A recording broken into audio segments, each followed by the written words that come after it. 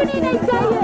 जोरदार तालियों के साथ परमेश्वर की ताकत का स्वागत करते हुए क्यों ना बोलूं फिर मैं तेरी जय जयकार, क्यों ना बोलूं फिर मैं तेरी जय जयकार, क्यों ना बोलूं फिर मैं तेरी जय जयकार, क्यों ना बोलूं फिर मैं तेरी जय जयकार, क्यों ना बोलूं फिर मैं तेरी जय जयकार, क्यों ना बोलूं फिर मैं तेरी जय जयकार, क्यों ना बोलूं फिर मैं तेरी जय जयकार। जय जयकार जय जयकार, तूने मेरे लिए क्या कुछ लगाया है, जय हो बादशाह आया है, जय हो सबसे लगाया है, जय हो हाथों में है डालियां गाते हैं हो सना, हाथों में है डालियां गाते हैं हो जय जयकार करे। हाँ वो है हमारा राजा, राजा दुख संकट से बचाता बचाता। हालेलुया। हालेलुया। कितने लोग खुश हैं आज, क्योंकि परमेश्वर ने हमें चुना है अपनी महिमा के लिए। यस आमीन। और आज पाम संडे के दिन प्रभु ने आपको मौका दिया है कि आप यरूशलेम में आए और उस खुदावंद का वेलकम करें। नहीं, ये कोई छोटी बात नहीं है। आमीन। और उसका वेलकम कैसे किया जाता है मालूम है? जय जयकार करते हुए, होशाना के साथ। जय जयकार जय जयकार, ये कुछ जय जयकार करो सारे, जय जयकार करो सारे, जय जयकार करो सारे, जय जयकार करो सारे, जय जय। किसकी जय जयकार करनी है? जय जय। किसकी जय जयकार करनी है? हमारा राजा, राजा दुख संकट से बचाता बचाता, वो है हमारा राजा, राजा दुख संकट से बचाता बचाता, हम पर अपनी करुणा करता और करता उपकार, क्यों ना उस पर तन मन वारे है अपना अधिकार। ओ जय जयकार जय जयकार ओ। अपनी आंखों को बंद करें।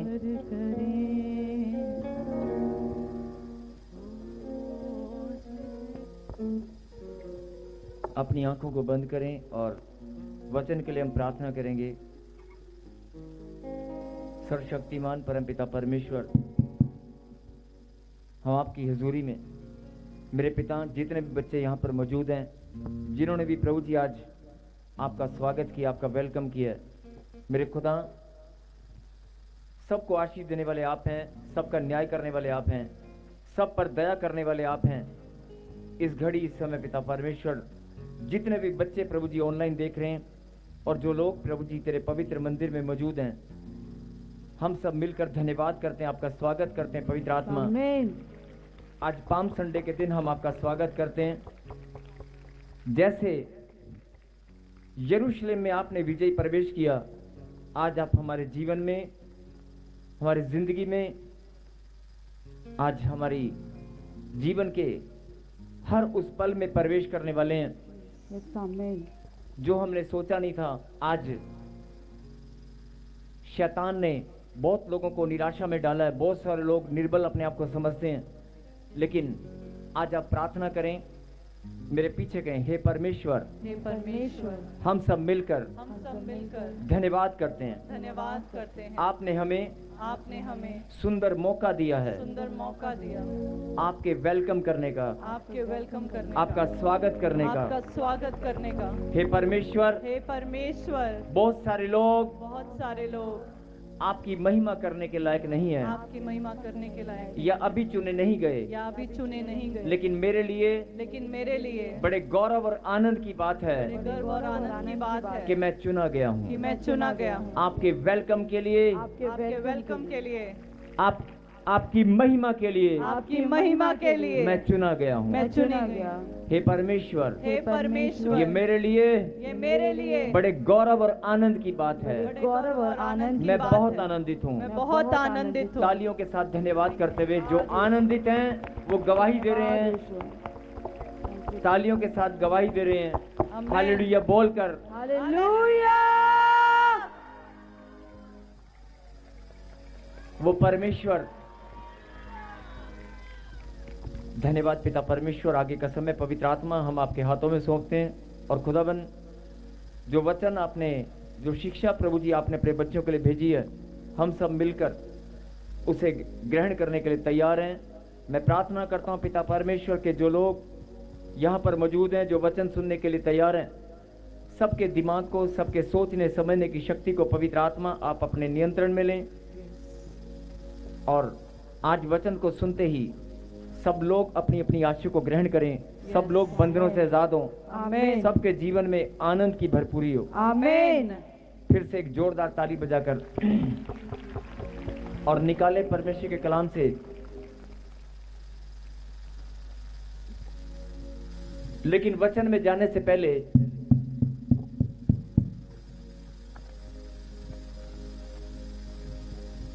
प्रभु के कलाम को सुनने से पहले एक बात मैं आपको बताना चाहता हूं कि बाइबल जब आप प्रकाशित वाक्य पहला अध्याय और उसकी 3री आयत को पढ़ेंगे, हालेलुया। धन्य है वह जो इस भविष्यवाणी के वचन को पढ़ता है और वह जो सुनते हैं और इसमें लिखी हुई बातों को मानते हैं, क्योंकि समय निकट है। हालेलुया। हालेलुया। क्या लिखा? इस भविष्यवाणी की पुस्तक को, क्या लिखा? भविष्यवाणी की पुस्तक को और इसमें लिखी बातों को जो सुनते हैं, पढ़ते हैं और मानते हैं, वो धन्य है। बोलो आमीन। आमीन। भविष्यवाणी की पुस्तक कहा गया है किसको? बाइबल को। और ये बाइबल भविष्यवाणी से भरी हुई है। हम सब इस बात को जानते हैं और बहुत सारे लोग बाइबल का जो अध्ययन कर रहे हैं या अध्ययन कर चुके हैं। बाइबल में मैं आपको बताना चाहता हूं कि बहुत सारी भविष्यवाणियां, बहुत सारी भविष्यवाणियां इसके अंदर लिखी गई हैं और बाइबल को भविष्यवाणी की पुस्तक कहा गया है। बोल हालेलुया।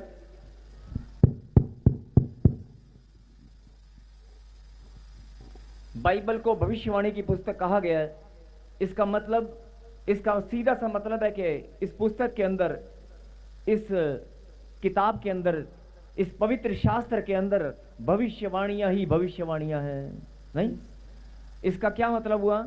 अगर वचन के अंदर ही परमेश्वर ने लिखा है कि भविष्यवाणी की पुस्तक, और इस भविष्यवाणी की पुस्तक को जो पढ़ेगा, सुनेगा, इसमें लिखी बातों को मानेगा, वो धन्य है। वचन के अंदर लिखा है कि भविष्यवाणी की पुस्तक, अगर भविष्यवाणी की यह पुस्तक है तो फिर इसका मतलब इसमें भविष्यवाणियां ही भविष्यवाणियां हैं। बोल हालेलुया। हालेलुया। और मैं आपको बताना चाहता हूं कि लगभग जितनी भी भविष्यवाणियां इसके अंदर लिखी गई हैं, 80 से 90% या 80 से 85% भविष्यवाणियां पूरी हो चुकी हैं। आमीन। बाइबल के शोधकर्ता, जितने भी बाइबल का गहनता से अध्ययन करने वाले लोग हैं, सब के सब इस बात को जानते हैं कि बाइबल में चाहे हजारों साल पहले, चाहे कितने भी साल पहले जो भविष्यवाणियां इसके अंदर लिखी गई हैं, वो उनमें से लगभग 80 से 85%, कुछ 90 मानते हैं, कुछ 85 मानते हैं, कुछ 80 मानते हैं, 80, 85 या 90% के लगभग, 80 से 85% के लगभग भविष्यवाणियां जो इसके अंदर लिखी गई हैं वो पूरी हो चुकी हैं। और एक एक भविष्यवाणी का प्रमाण, एक एक भविष्यवाणी का कि वो पूरी हो चुकी है, एक एक भविष्यवाणी का प्रमाण, सबूत, तथ्य, सब कुछ अवेलेबल है। बोल हालेलुया। हालेलुया। कुछ भी ऐसा नहीं है, अगर बाइबल के अंदर कोई भी बात लिखी गई है और वो पूरी हो गई हो, उसको पूरा जगत इस बात का लोहा मानता है। बोला हालेलुया। हालेलुया। आज हम फिर से चलेंगे एक और भविष्यवाणी की ओर। मैं आपका ध्यान इस बात पर केंद्रित करना चाहता हूं कि एक भविष्यवाणी और है। भविष्यवाणियां तो बहुत हैं, लेकिन एक भविष्यवाणी और है। निकाले जकरिया की किताब, उसका 9वां अध्याय और 9वीं आयत को हम पढ़ेंगे।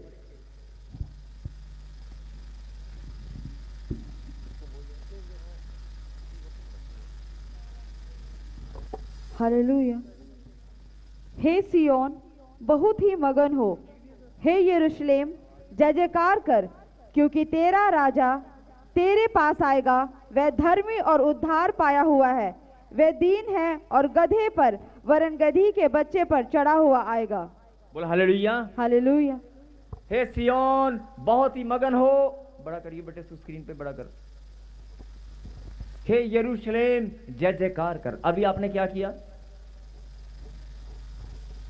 अभी आपने क्या किया? जय जयकार। जय जयकार किया ना। हे सियोन, बहुत ही मगन हो। हे यरूशलेम, जय जयकार कर। ध्यान से सुनना। हे यरूशलेम, जय जयकार कर। अभी आपने क्या किया? किया ना बेटे, स्क्रीन पे बड़ा करिए फिर से दोबारा।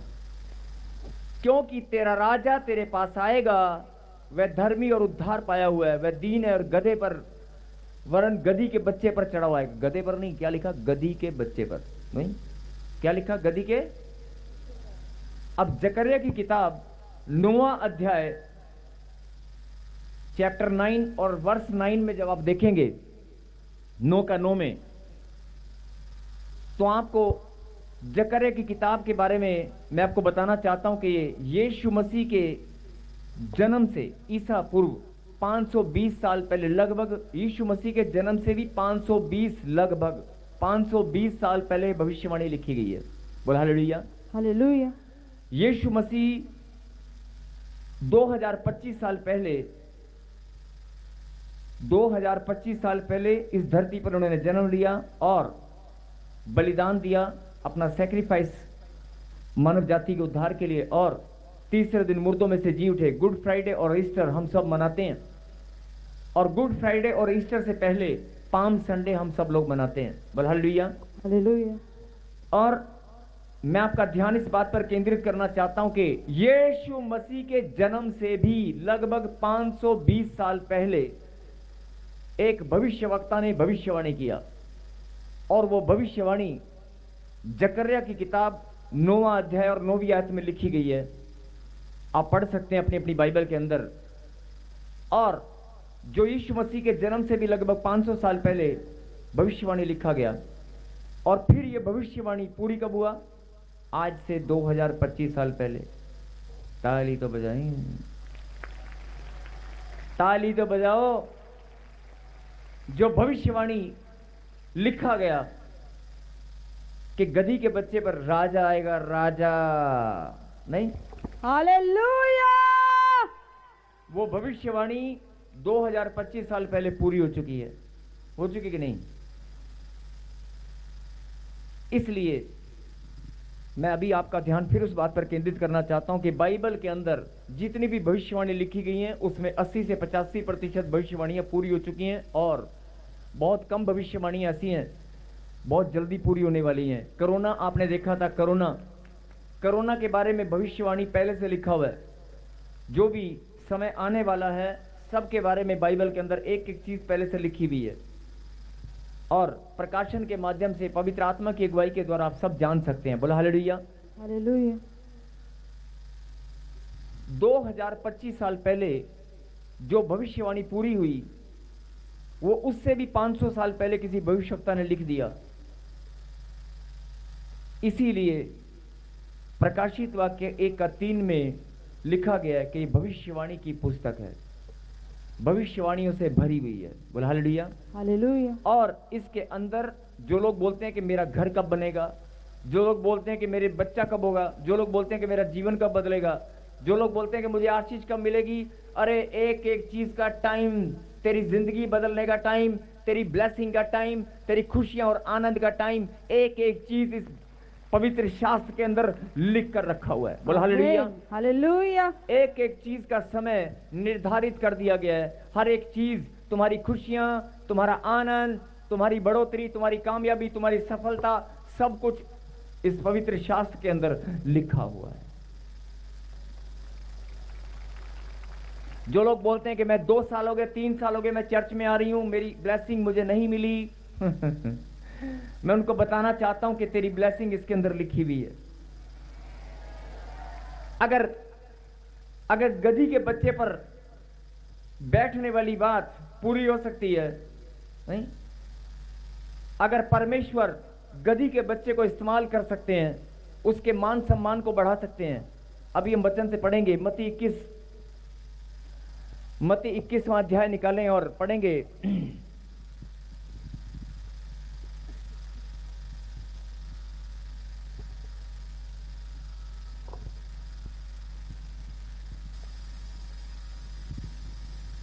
इक्कीसवां अध्याय और उसके बाद आप पढ़ेंगे 1 से लेकर 3 तक। हालेलुया। जब वे यरूशलेम के निकट पहुंचे और जैतून पहाड़ पर बेतफगे के पास आए, तो यीशु ने 2 चेले को ये कहकर भेजा, सामने के गांव में जाओ।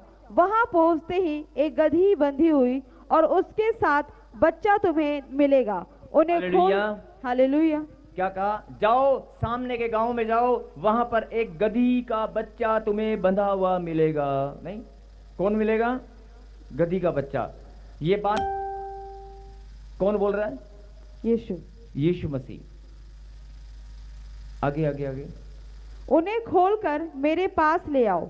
यदि तुम में से कोई कुछ कहे तो कहना कि प्रभु को इनका प्रयोजन है, तब वे तुरंत उन्हें भेज देगा। आगे आगे बेटे आगे। ये इसलिए हुआ कि जो वचन भविष्यद्वक्ता के द्वारा कहा गया था वह पूरा हो। हालेलुया। हालेलुया।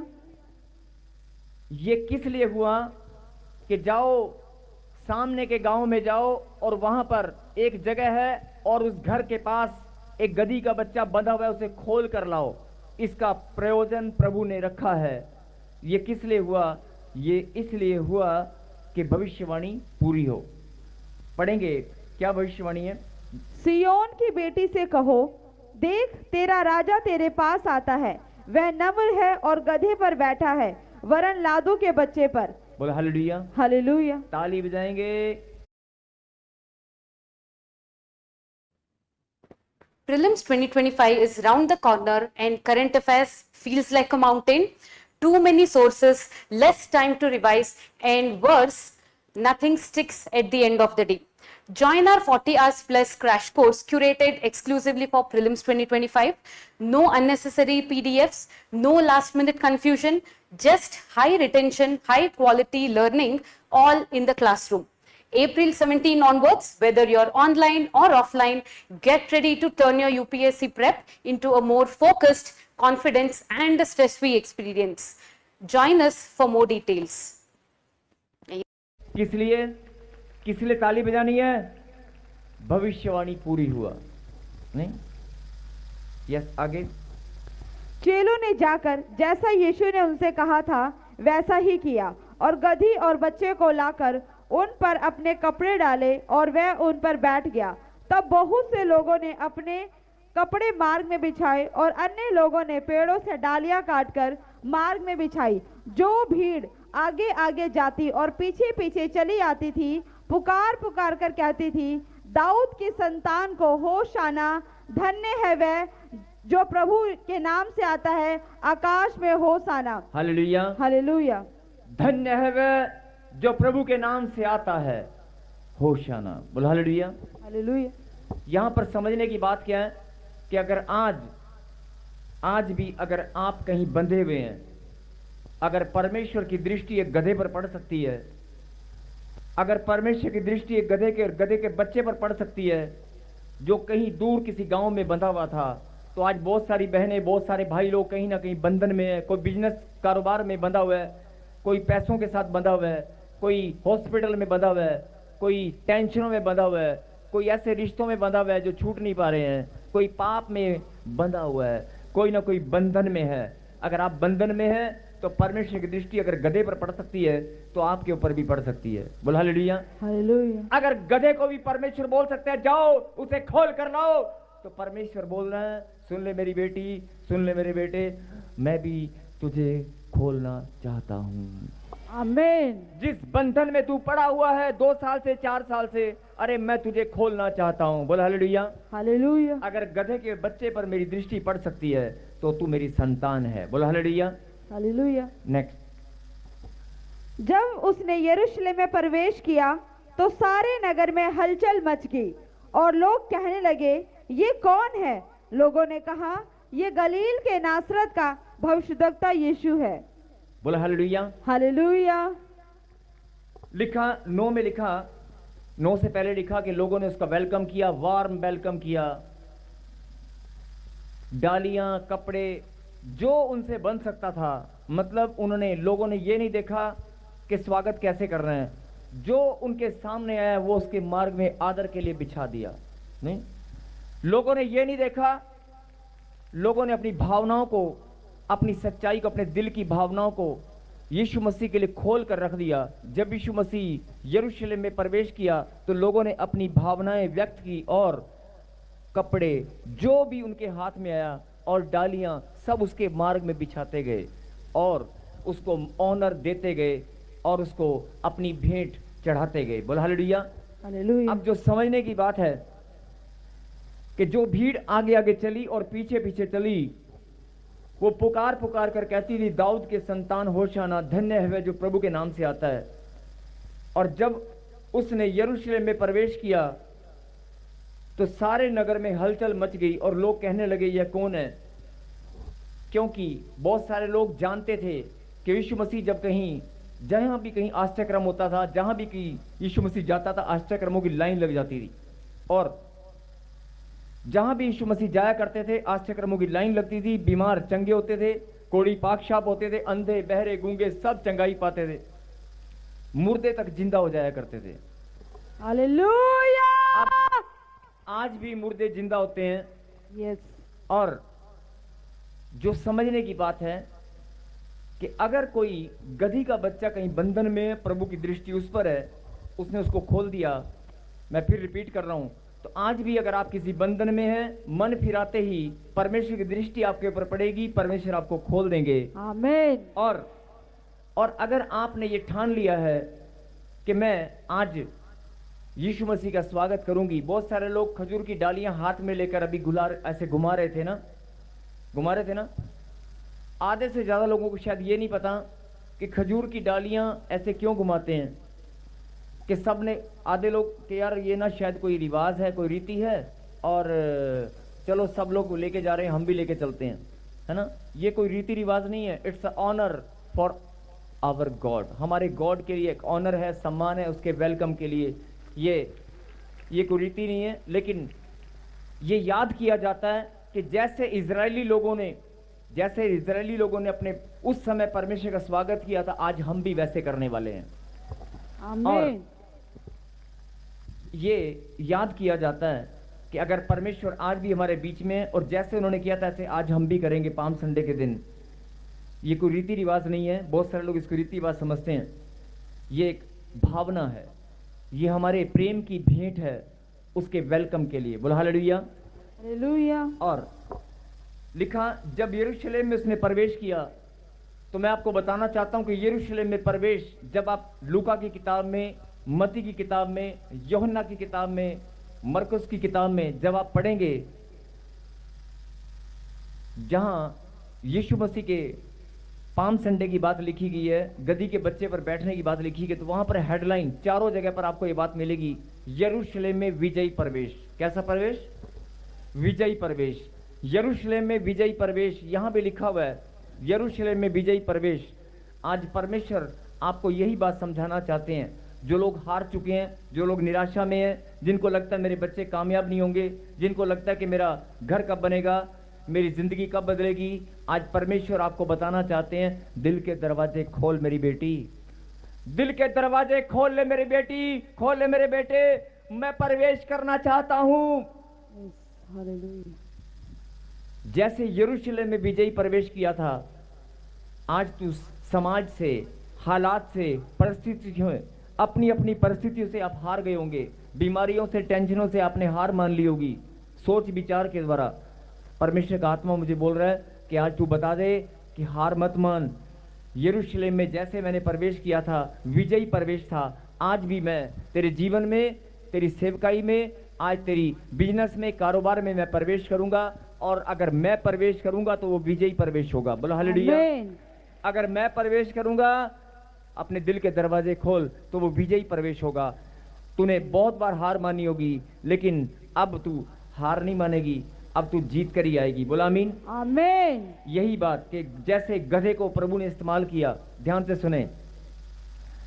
उस गधे पर बैठकर जब परमेश्वर ने प्रवेश किया था, अब आप 2 मिनट सोचकर देखो कि अगर गधे के ऊपर परमेश्वर बैठे हैं, जिस गधे को कोई इस्तेमाल नहीं करता सिवाय बोझा ढोने के, जिस गधे को कोई बोझा ढोने के सिवाय इस्तेमाल नहीं करता, शादी के अंदर भी कोई गधे को लेकर जाता है? क्या कोई ऐसा इंसान है जो अपनी दुल्हन को गधे के ऊपर लेकर आए? कोई तो होगा, कोई तो वर्ल्ड रिकॉर्ड बनाएगा, Guinness book of world record में नाम लिखवाएगा। नहीं, मैं बता रहा हूं तरीका, Guinness book world of record बना सकता है, गिनीज बुक में नाम लिखवा सकता है गधे के ऊपर हो सकता है। नहीं, बहुत सारे लोग कुछ ना कुछ करते रहते हैं, लेकिन मैं फिर बता रहा हूं कि क्या कोई गधे के ऊपर बैठकर दुल्हन को लेकर आता है? नहीं लेकर आता ना, क्योंकि गधे को समाज में तुच्छ माना गया है, गधे को छोटा माना गया है, सबसे छोटा जानवर या सबसे तुच्छ जानवर माना गया है, बोझा ढोलने के लिए उसको रखा हुआ है।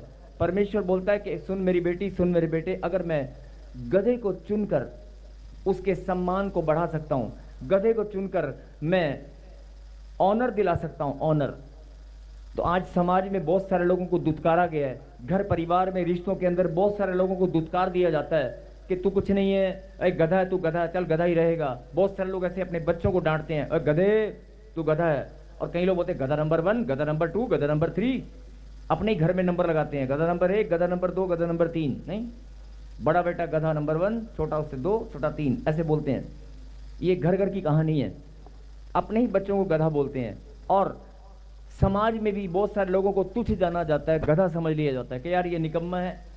किसी कंपनी के अंदर अगर आप जॉब कर रहे हैं तो आपको एवरेज मान लिया जाता है कि नहीं नहीं ये कुछ नहीं है, ये निकम्मा है, ये निठल्ला है। नहीं, आपकी वैल्यू लोग कैलकुलेट कर लेते हैं कि ये ऐसा ही है। लेकिन परमेश्वर बोलता है समाज में तुम्हारी वैल्यू कुछ है कि नहीं? अगर मैं गधे की वैल्यू बना सकता हूं, तू मेरी संतान है।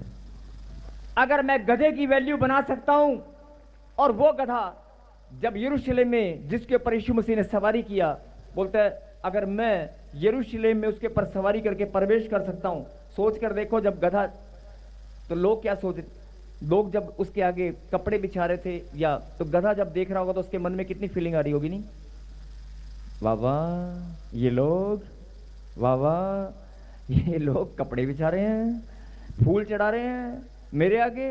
नहीं, तो गधे के अंदर घमंड आएगा कि नहीं आएगा? ऐसे बहुत सारे लोग हैं, घमंड से भर जाते हैं। सम्मान परमेश्वर को लोग देते हैं, लेकिन इंसान सोचता है मुझे मिल रहा है। बोल हालेलुया। हालेलुया। मेरे कहने का मतलब है कि अगर ये बहुत बड़ी बात है, परमेश्वर ने अपने आप को शून्य किया कि नहीं किया? अपने आप को नम्र और दीन बना दिया गधे के ऊपर बैठने से। एक गधे को जब इस्तेमाल किया, कितने सारे लोगों ने बोला होगा कि यार बता गधे पे बैठे हैं। आज आप बैठकर देखो गधे पर सवारी, बैठोगे? कोई बैठ पाएगा? क्या आप अपनी सवारी गधे पर कर सकते हैं? आज के टाइम में कर सकते हैं? 10 बार सोचना पड़ेगा कि गधे पे बैठने के लिए बैठना, अगर बैठना भी है तो कोई मुझे देखे नहीं।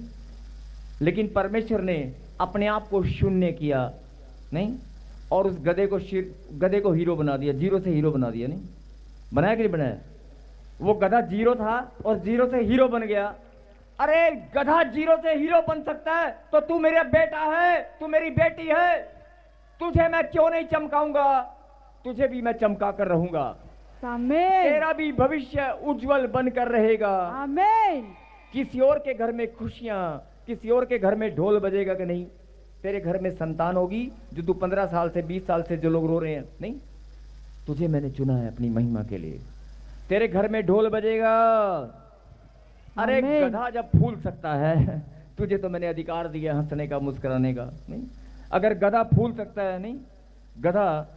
गधे को प्रभु ने चुना अपनी समझ रहे मेरी बात? आप सब समझ रहे हैं तो जोर से कहें हालेलुया। हालेलुया। अगर आपको ये बात समझ में आ गई है कि मैं परमेश्वर का बेटा हूं, अगर प्रभु ने गधे को जीरो से हीरो बना दिया, नहीं, तो मैं तो प्रभु की संतान हूं, मैं परमेश्वर की बेटी हूं। डॉक्टर ने जवाब दिया होगा, मेरा परमेश्वर जवाब नहीं देगा। वो मुझे मुस्कुराता हुआ देखना चाहता है, वो मुझे ऊंचा उठता हुआ देखना चाहता है। बोला हालेलुया। हालेलुया। समझ में आ रही है बात? अगर समझ में आ रही है ना, तो आज आपकी जिंदगी बदलने वाली है।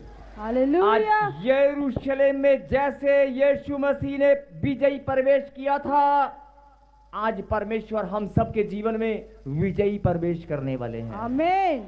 विजयी प्रवेश। बोल हालेलुया।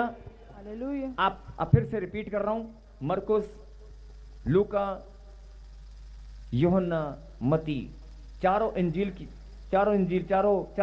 चारों की में आप देखेंगे ना, तो एक ही बात लिखी है, यरूशलेम में विजयी प्रवेश।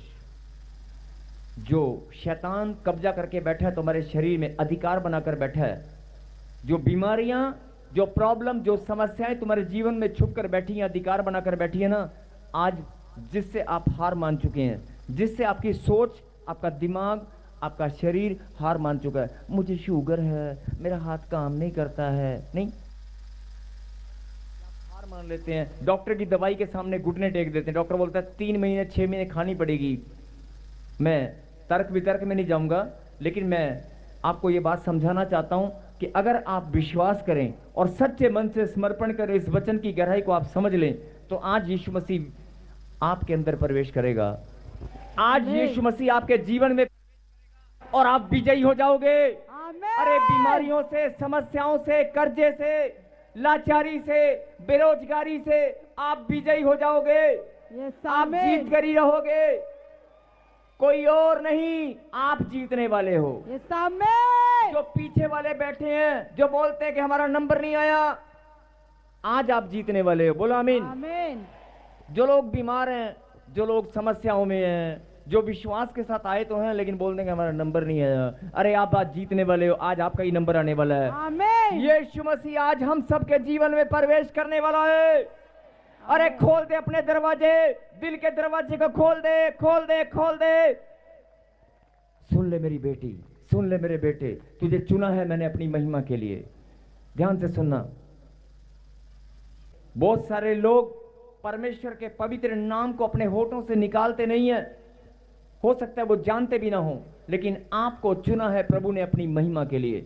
आप अपनी महिमा परमेश्वर आपसे लेकर ही रहेंगे। बोला आमीन। आमीन। अगर परमेश्वर ने चुना है तो आपके जीवन से वो अपनी महिमा लेकर ही रहेगा। बोला आमीन। आमीन। एक जोरदार ताली बजाएंगे और फिर कहें, बोलो, आज मैं इस बात को जान चुका हूं।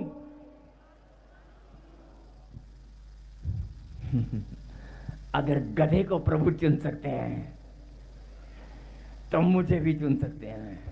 आमीन। अगर गधे का नंबर लग सकता है तो मेरा क्यों नहीं लगेगा? अगर गधे का नंबर लग सकता है, नहीं, और गधी के बच्चे को प्रभु ने खोल दिया, नहीं, तो मेरा क्यों नहीं लगेगा? मैं तो खुदा की बेटी हूं, नहीं। अब वो बोलना बंद करो, गधा नंबर 1, गधा नंबर 2, गधा नंबर 3, नहीं। बहुत सारे लोग आपस में बोलते हैं, नहीं। यही बात समझने की है, ये परमेश्वर का प्रेम है। बोलता है कि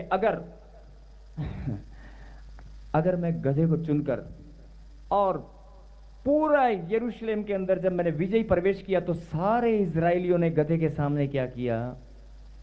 नहीं, जिस गधे पर यीशु मसीह सवार थे, उस गधे के सामने लोगों ने क्या किया? गधे को इस्तेमाल किया प्रभु ने, अपने आप को नम्र और दीन बनाकर शून्य कर दिया, लेकिन गधे को हीरो बना दिया। नहीं बनाया कि नहीं बनाया? अगर गधा हीरो बन सकता है तो परमेश्वर आपको यही बात समझाना चाहते हैं कि सुन ले मेरी बेटी, पाम संडे के दिन तू मेरा वेलकम करने अगर यहां पर आई है, अगर तू दिल की भावनाओं से, सच्चे मन से अगर तूने मेरा वेलकम किया है, अगर तेरा विश्वास है कि आज मैं विजयी प्रवेश करने वाला हूं, अगर मैं गधे को इस्तेमाल कर सकता हूं तो मैं तुझे भी इस्तेमाल कर सकता हूं।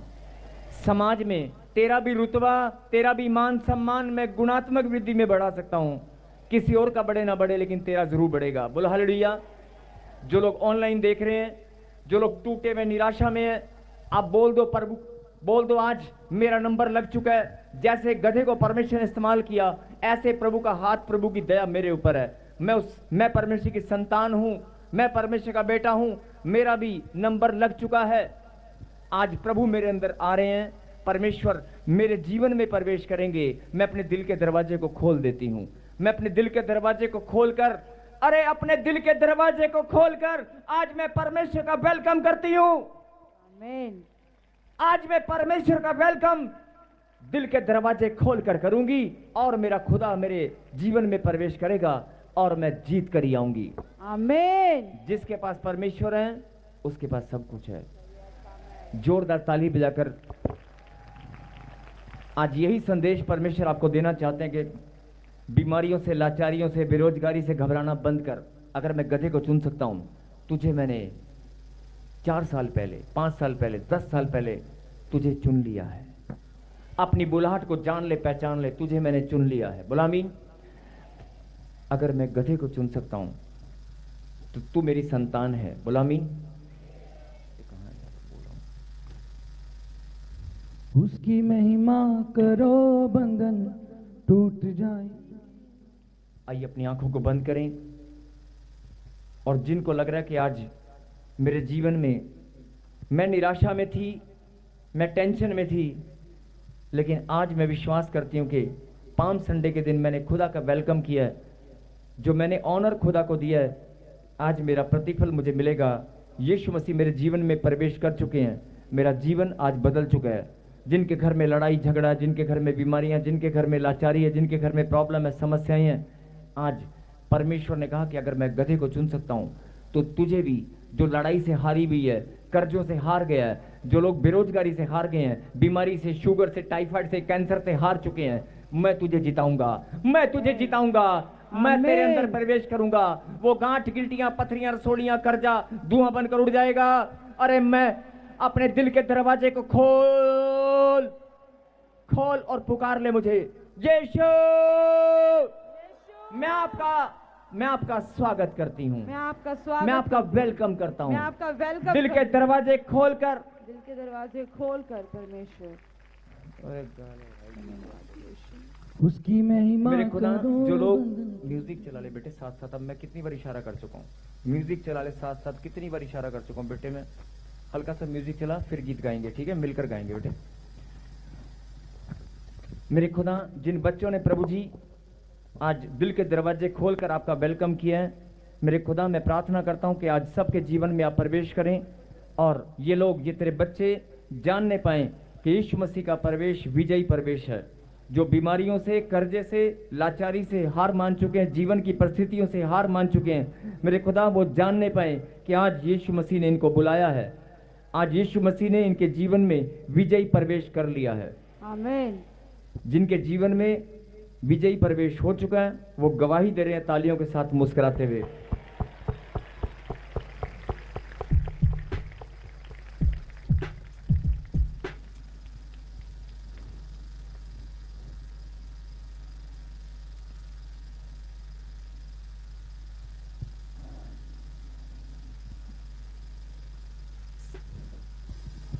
बेटे गीत गाए, प्रार्थना करेंगे, गीत का बेटे। उसकी महिमा करो, बंधन टूट जाए। महिमा आज वही कर रहा है जिसको विश्वास है कि यीशु मसीह ने विजयी प्रवेश मेरे जीवन में हो चुका है। महिमा करो, बंधन टूट जाएंगे, मेरा यीशु मौजूद है यहाँ।